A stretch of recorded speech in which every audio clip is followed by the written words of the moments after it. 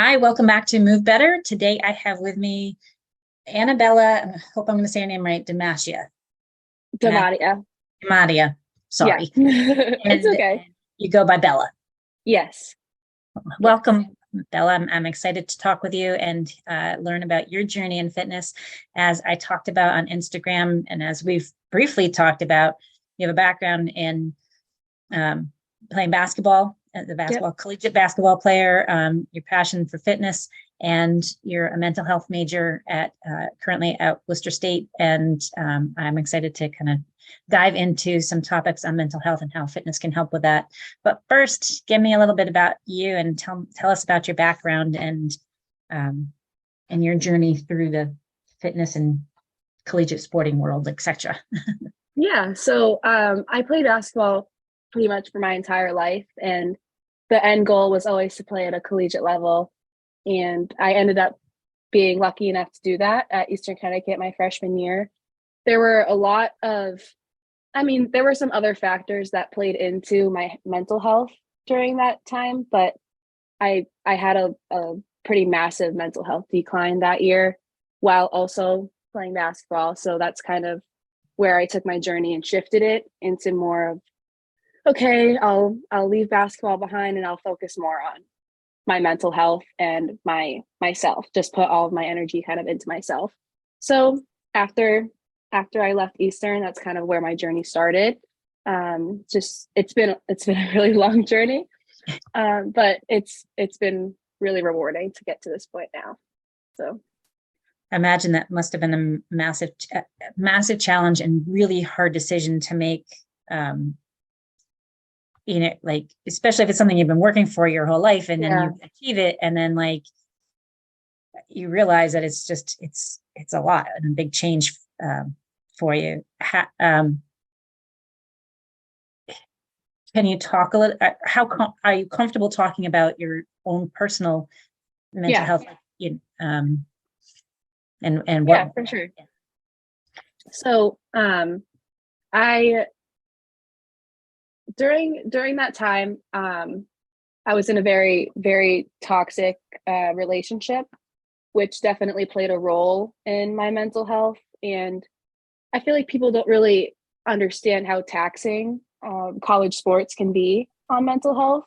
So it was just a combination of a lot of elemental factors that just kind of like it felt like it was very like heavy on me. So I ended up um, being diagnosed with depression after I left Eastern. And during that time, it actually, my experience at Eastern kind of shaped what I want to do for my career. I did meet with a sports psychologist while I was there. It didn't really help very much. The resources were there, but not very accessible per se. Um, so that didn't really help. I just felt every single day that I would go to practice, I felt really horrible about myself. Sorry, excuse me. And that just kind of led to a lot of negative self talk and a lot of um, just kind of like not believing in myself. And it ended up showing up on the basketball court too, where I kind of forgot how to play basketball almost because my mind was so focused on what I was doing wrong and just everything negative that could have been thought of during a time. It was showing up during that time, which also wasn't good for my coach either because all she saw was that I wasn't playing well. So it was a really tough time. And I'm not sure if you're familiar, but basketball is a very long season. So it starts in October, ends in March. So it was a long time going through that. It was very hard. And then you don't have much of an off season because I know you guys train a lot through the spring and summer too. Yeah. Yeah. And it makes me, so my background's in cheerleading, and uh, I coached at College of Holy Cross for a number of years. And so I know how long the basketball season is. It's tough. Um, and especially when you're trying, especially going through personal stuff. And it makes me question now. I'm like, okay, because I think it's important to have conversations, the coaches to have conversations and really get to know players on a personal level, because that's how you develop as a player. But sometimes players don't really want to come and talk to the coaches either, because stuff is personal and it's separate from your sport. But it's not, because it affects your sport. And I look and I question now, like, what did I miss? And like, I think we can tend to be really hard on our players and expecting things and being like, well, whatever, it's just school, or it's just, because we don't really know much personal life. And it's easy to say, just leave it at the door and come in and play, which I had done a number of times. And I don't think that that's always possible. And certainly it's going to affect how you come out and you perform on a day-to-day basis, because if your head's not in the game, then, you can't, or your heart's not in the game for that moment, your head can't be in the game. And so that must have been really challenging. Can you, something that's kind of popping up on my radar frequently lately is a sports psychology, because I feel like I need to make some contacts with some sports psychologists, because I don't have much experience with them. And there is some talk like on concussions, and people like acknowledging, as we are working with people as a physical therapist, maybe having part of a psychologist on the sports psychologist on the team. Was it more of a counseling conversation? Did they just provide you with resources? Was it, you said it was beneficial, but maybe not what you needed at the time.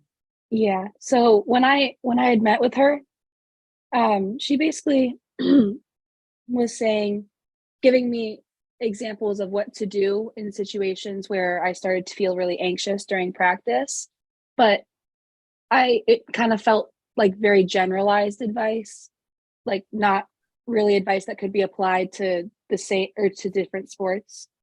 So, for example, one of the things that she told me to do was, when I got the ball, just stop and take a breath. But in basketball, you don't really have time to do that, because you get the ball and you have to make a decision based on the context of what's happening in the game or in the practice. So as I was listening to her talk to me about just like small things, giving me advice on that, it wasn't really clicking, because I knew in my head, like, that's not really what I need to hear right now. I was more so looking for reassurance and validation that my feelings weren't incorrect, and I didn't really receive that. Yeah. Did you end up on your journey? Have you found someone that you do talk to, or like that you've been able to kind of, or let me rephrase that. How did you come to the space that you are now and being able to move past and, grow into where you're at right now? It's definitely been very personally directed. I've seen a couple of therapists over the years, but never stayed with them. It was kind of like a couple sessions and then would never talk to them again. And I guess a lot of what got me through it was kind of finding my spirituality and focusing on like taking care of myself in senses such as meditation and journaling and manifestation. And that really took me from a 1 to a 10. Like it changed my life completely. And granted, over the past few years, it's been up and down, and as anyone's journey would be. But every single time I find myself in that spiritual space again, I tend to do better with myself and taking care of myself. I think that's huge. I have, after I left Holy Cross, because I left on not so great terms it ended up being better for everybody in the long run. My team and I have come to a better place now, but it's been over 10 years. But in the last, actually longer than 10 years, but in that process, like I've gone to therapy. And it took me a long time. Like I over 20 years ago started the process of like, because I knew like there just was something like I couldn't get past my own angst, depression. And I didn't like the word depression because I was like, I'm just sad. I'm not like, like it wasn't, for me, it didn't feel like I was a whole, it was just a situational thing. And I think that's been up and down, but it took, I think what's important, it took a long time to find the right person to talk with, number one.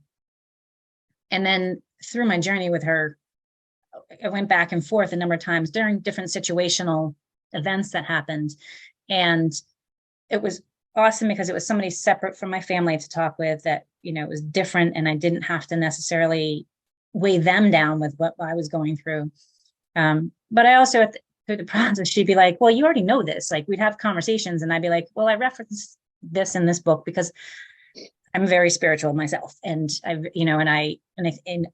I think when I fall back on my spirituality, my belief in God, my putting trust out there and looking deeper into life, I do better too. And so I haven't seen her in a couple of years now, not ruling out that I won't go back, but I agree. Like,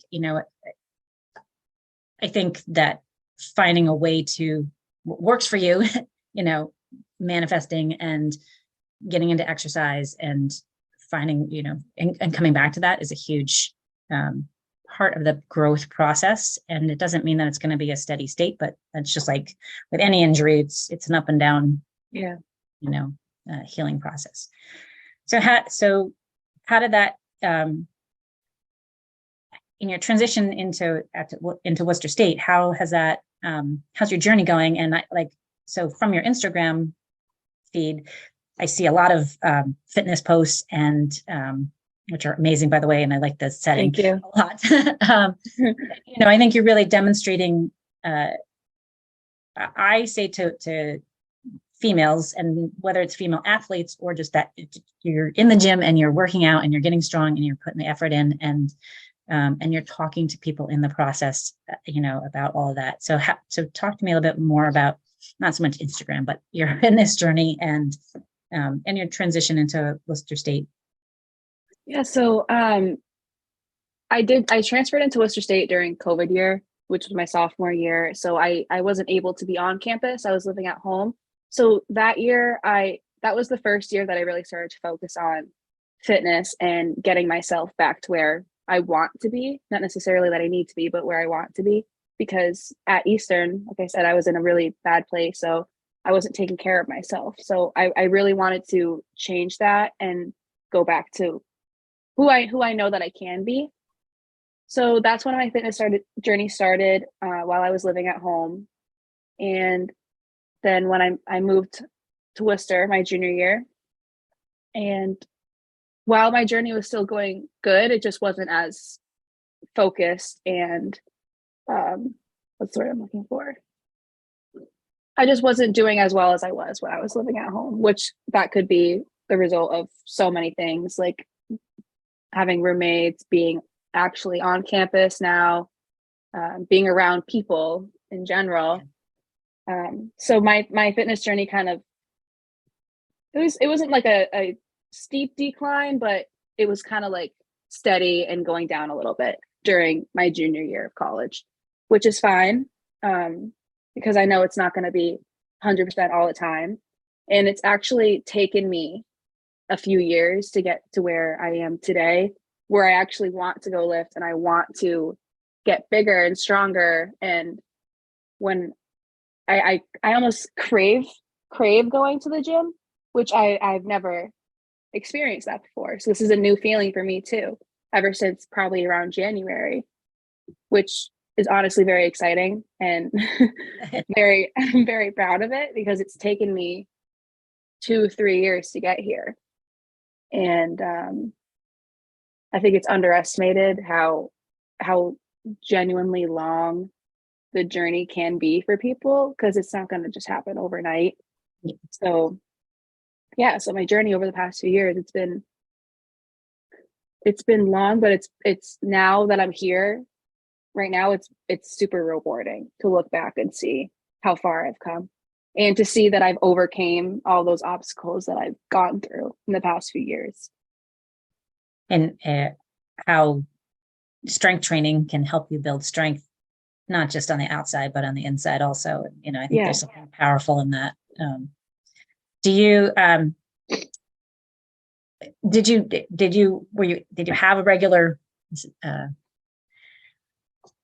did you guys used to lift when you play basketball, like even through high school? That were you in the gym? Like, did you just like, or did you work with strength? Was it different when you went to college, when you first got into ECU?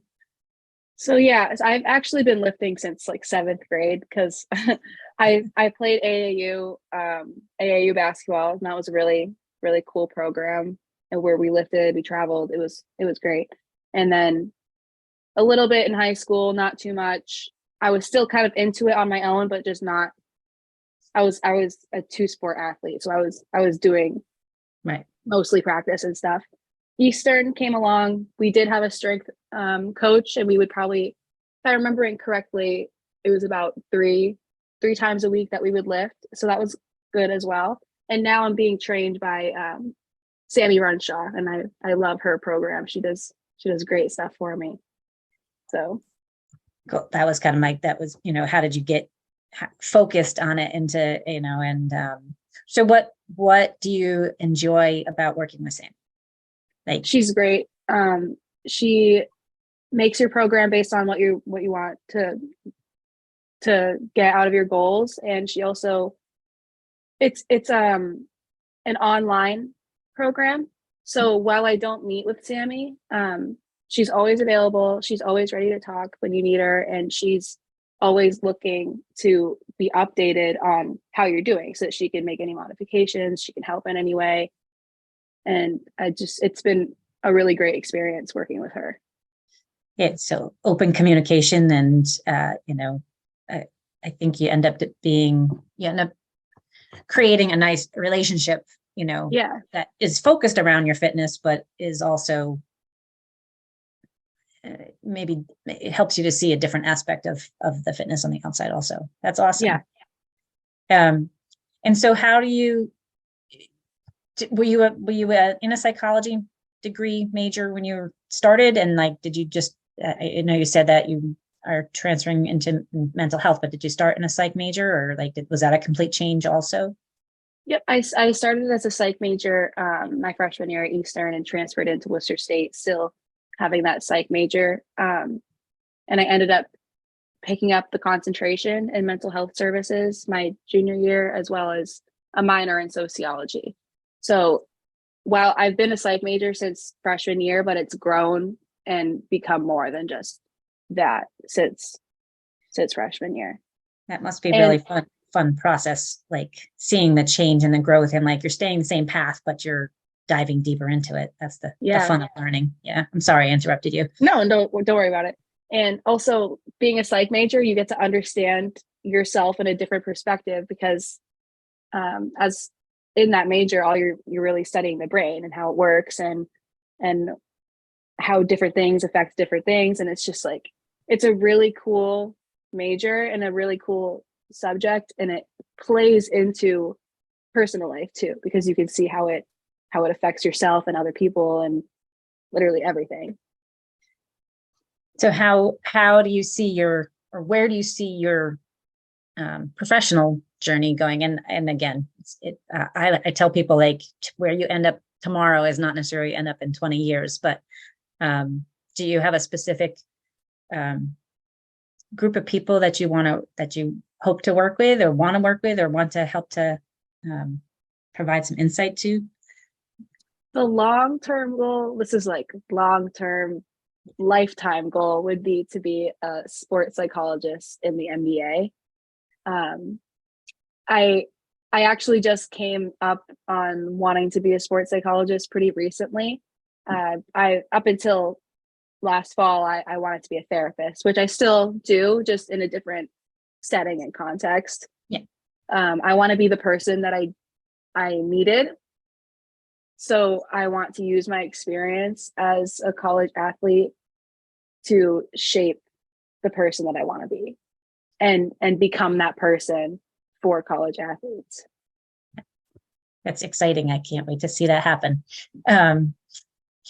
So how So I guess let's talk. Can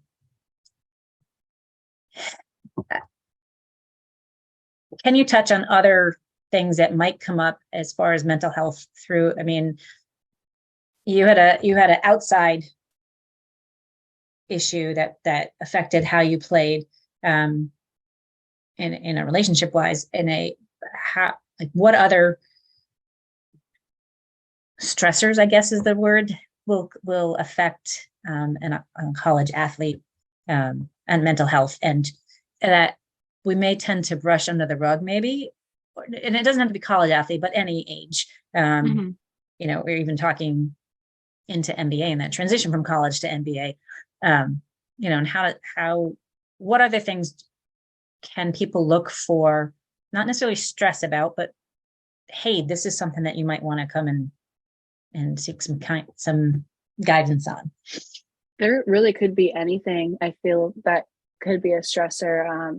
School, like, I mean, we already talked about relationships, but even relationships with friends or family, it could be, I mean, I guess depending on the person, it could be anything that could be a stressor. So with that being said, I think it's super important just to have those resources available and made known that it's okay, because I think, especially, I know I didn't experience this personally, but with men in sports too, men are less likely to seek mental health help because of the stigma that men can't really show their emotions. So having those resources readily available and known for any kind of stressor is super important. And I guess that's really, yeah, I guess. And I think breaking the barrier that not only just showing emotions, men, any athlete, like that it's okay. And it's important that you actually talk about whatever's inside, and not everything inside has to be so heavy that it ends up being massively life-changing, or that I mean, there are some times that you need to be on medication, and there are some things that can help to manage, but there's also a lot that you can work through if you actually have a conversation with, and kind of work it through. And I think that's,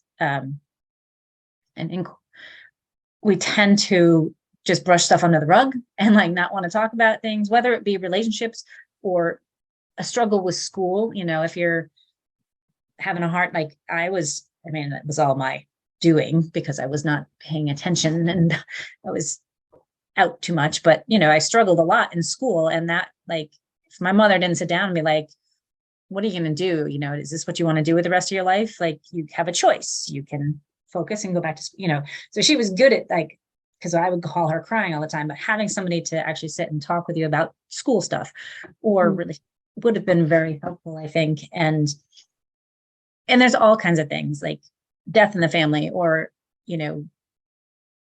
whatever, just like life in general. Like, I think not brushing things under the rug and being able to get out and talk to people can make a big difference and impact whether you end up playing a sport or you end up choosing a different path that continues to lead you into a better, healthy way of life, healthier feeling. I think it's important. And I think you have a lot to offer because of your background, and also just being able to want to listen and know, like, yeah, it's okay to talk and it's good to talk. And I think the world is changing some that it's getting more okay to express, but I still think we have a long way to go. So yeah.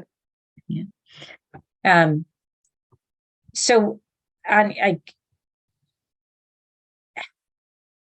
we touched a little bit on how exercise has helped your own personal, and like within the last even month or so, that you're feeling more excitement about working out and all that stuff. But how do you see fitness outside of a sports realm affecting people's mental health? Like, have you guys dived? For me, sorry, I don't know why my keep losing my voice a little bit. For me, working out for mental health is it's a way to clear my head completely, and just like going in there and just focusing on like that mind body connection. It just completely wipes away every stressor, every intrusive negative thought. It just completely clears it out, and it's almost like a restart button whenever I go in there and I like push my body and see what it can do. It restarts me. So it's like it's almost like a silent therapy, I guess. Yeah. So it's like you go in there and it's, I mean, I guess it's definitely different for everybody.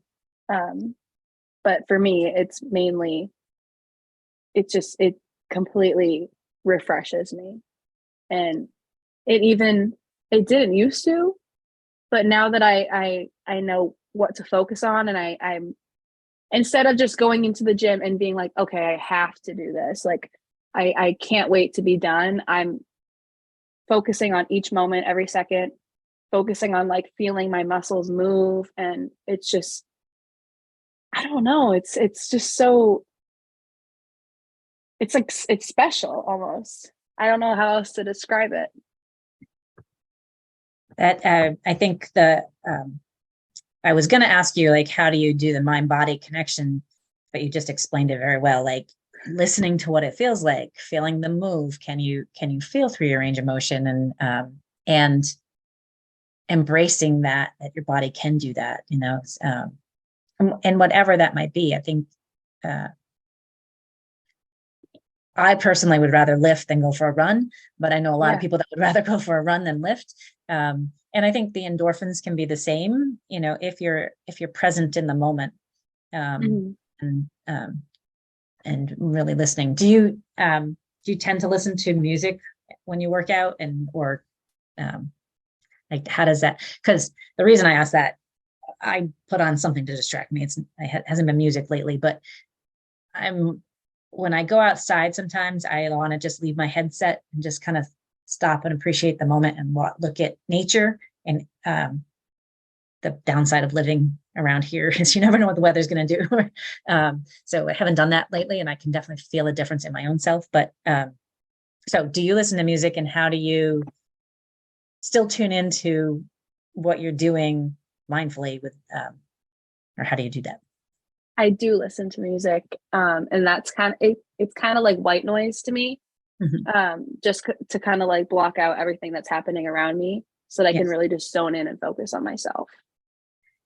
I used to have a habit of, when I first started out going regularly, I had a habit of like kind of like thinking that everyone was watching me, but realistically, no one's looking at you, because everyone's thinking that everyone's looking at them. So it's like everyone's just focused on what they're doing. So having that music, and sometimes I just won't even, like I am guilty of always forgetting to charge my headphones. So I'll show up and I won't be able to listen to music, but it doesn't really bother me, because the music for me is just like to kind of block out what's happening around me. I think that there is like Tony Robbins specifically will say, like change your state and like pump up and like put on some, he has a whole routine, but like, and sometimes you might need to do that to get you ready to go work out, or to do whatever, like that change of state. And the workout could be that change of state, like get your body moving, get your blood flow going. Maybe it's some pump up music that gets you there. But I think for myself, it's a little bit of, because I haven't been able to listen to music lately. I just want to put on something that I don't have to really focus on, and it's just there in the background, but I can focus on me. So I think that's, it's great advice. It is,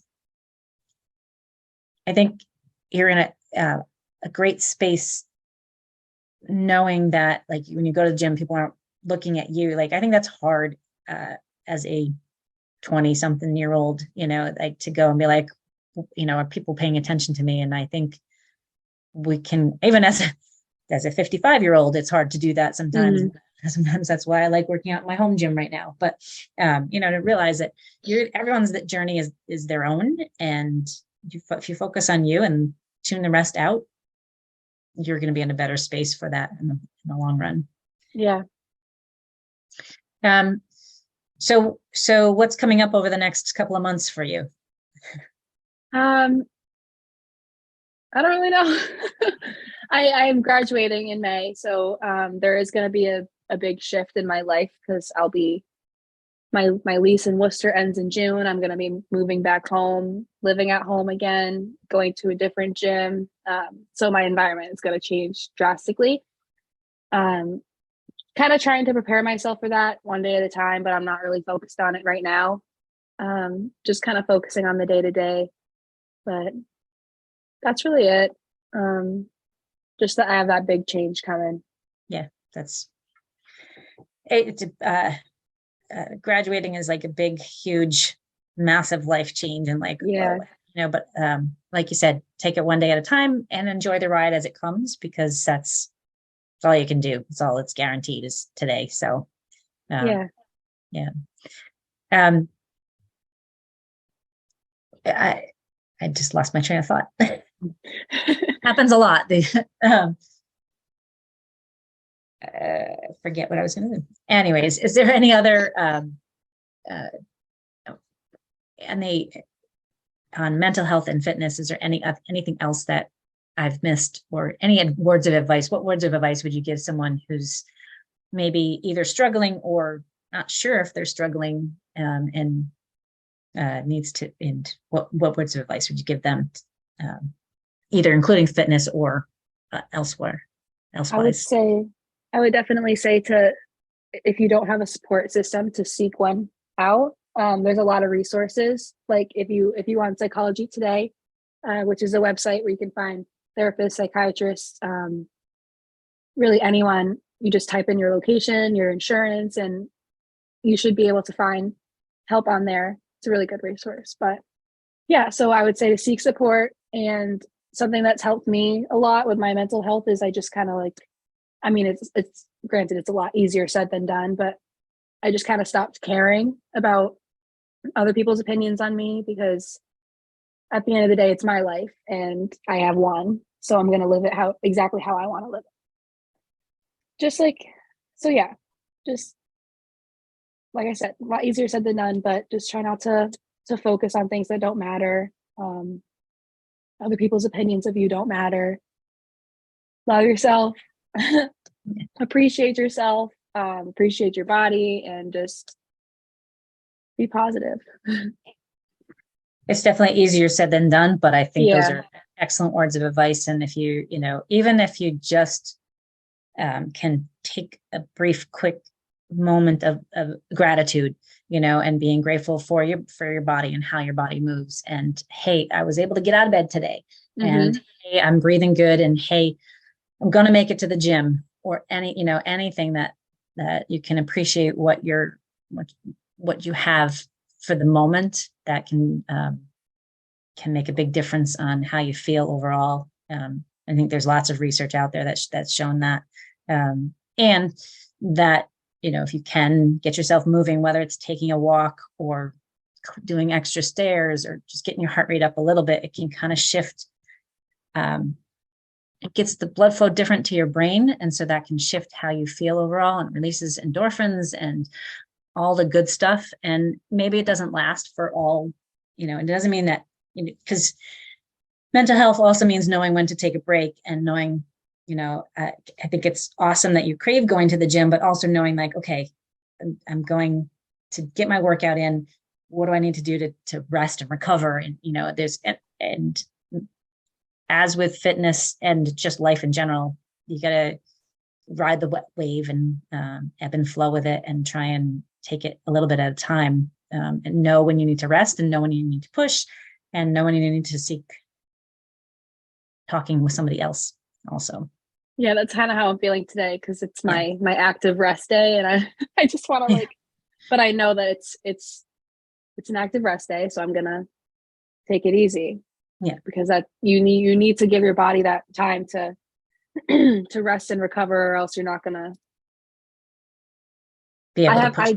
Yeah, one of my bigger problems in my journey has been I crash and burn, or I have crashed and burned, Yeah. where I'll push myself really hard for like a week or two, and then I'll just have no motivation and no energy to continue. And then I'm back to ground zero. So it's like taking these days to rest and recover. It's a huge thing for me right now. What I know active rest means, but what's your definition of active rest? So what does your day on an exercise wise look like on an active rest today? So today I am going to a boxing class on campus, and that'll be it's an hour of just learning how to box. It's very low key. It's not like a super intense fitness class, but my definition of active rest is just getting to move your body, even if it's like for 5 minutes, like just moving your body a little bit and not pushing yourself as you would on a normal day of exercise or lifting or whatever it may be that you would usually do. And I think that can go into you can get into stretching, or you could maybe do a yoga class or a Pilates class, or doing something different, a different stressor on your body that's not as intense as lifting, or with, if you're playing basketball and you've got 6 months straight of 6 days a week, constant and going, like maybe you might just take a regular whole day of rest, but take a day that you can go and do something, take a walk, or do something that's that enhances your body and allows a little recovery time and just challenges you in a different way, and it depends on, if you are constantly resting, then you need to move more and be more active. But I think if you're on the go and you're pushing yourself all the time, in the cheer world, all-star cheerleading is huge these days, and they go year round, and they are either tumbling or stunting or learning routine and building pyramids and jumping all the time. And like finding an active rest for them maybe just like take a walk with your family or go for a hike, and do something completely different that allows your body to recover. And I think it's cool you're going to a boxing class as your active recovery, because I might think like, oh my gosh, that's like still a hardcore exercise, but it's not something you do on a day-to-day basis. And you're creating that movement and allowing your body, challenging it. And you're probably using what you've done in the gym to like in a functional way too. I think that's awesome. Yeah. Those are the things to hang on to and keep looking for when you leave the college world. I think there's a ton of exercise classes and different gym stuff around that you can find, but I think that having remembering to find those classes can be hard when you first, because they're all over the place when you're in school. But yeah. And this one it's through the school, so it makes it a little bit easier to access. Cool. Do you see yourself, or do you still get out and play basketball? Like, do you enjoy the sport still? I love the sport still, but I have not played in a while. I love watching basketball, usually in person. I'm not a big watch on TV kind of girl. Yeah. So I love going to games, but I haven't played. I miss it so much, but I haven't played in a while. When the time comes, it'll be there. And if it doesn't, then you still have it in your life, and there's still a lot of outlets for you too. So not holding you to this, who do you have in the going to the tournament this year? Madness coming up, right? It's like the March Madness. Yeah, like it's getting close to being tournament time. So I don't really know enough about college, like D1 basketball to have someone going in. I wish I did, but I don't. It's I always enjoy it. Like, I love college basketball. I like college sports in general. And I love college basketball and this time of year when like there's probably like 2 to 3 more weeks of like regular season, and then they get into the postseason. And it's so exciting from a former cheerleader and spectator perspective. But it is, massive stress time also. I'm sure.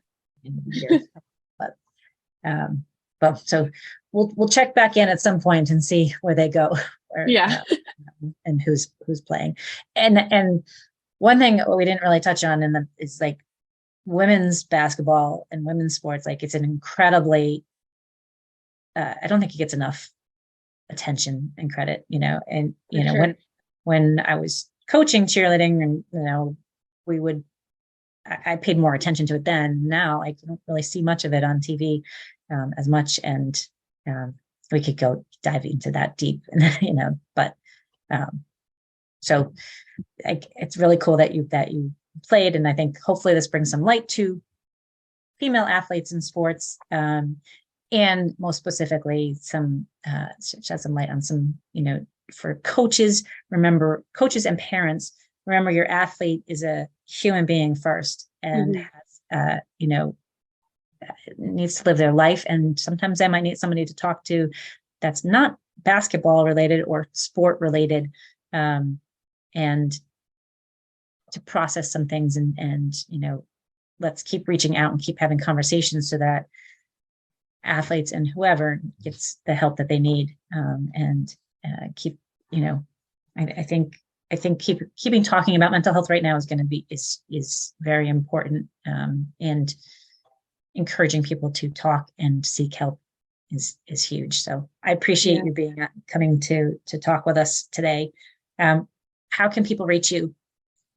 So I have 2 Instagram accounts. I have my fitness and wellness account. That's bd.wellness. And my other main account is BM DeMattia. That's DEMATTIA. It's a hard name for people. And also if you wanted to send me an email, it's you can reach me at bellademattia90@gmail.com. So awesome. Yeah. And all of that we'll post in the show notes as well. Cool. I wish you luck. I hope to hear how you're doing and where you end up in the future. And I can't wait to see your name on the sports psychology roster in the NBA. Thank you. And thank you for having me today. It's been a pleasure. You too. Everybody have a great day. Don't forget, when in doubt, breathe it out. Take life one step at a time, and we'll see you next time.